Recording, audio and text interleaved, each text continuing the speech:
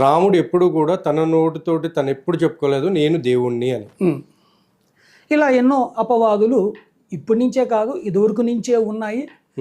దీనిని మేము రామాయణము చేసినప్పుడు చాలా విపులముగా వివరముగా చెప్పాం ఎక్కడ ఎలా ఉంది అని.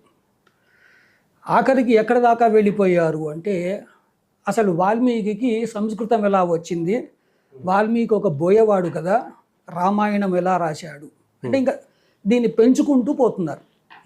సో మీ ద్వారా ఇవాళ ఇదొక సదవకాశముగా తీసుకుని వాల్మీకి మహర్షి నుంచి మొదలుపెట్టి అసలు ఈ రామాయణం అనేది ఎలా మొదలైంది అనేది మీకు వివరించే ప్రయత్నం చేస్తాను. తప్పకుండా.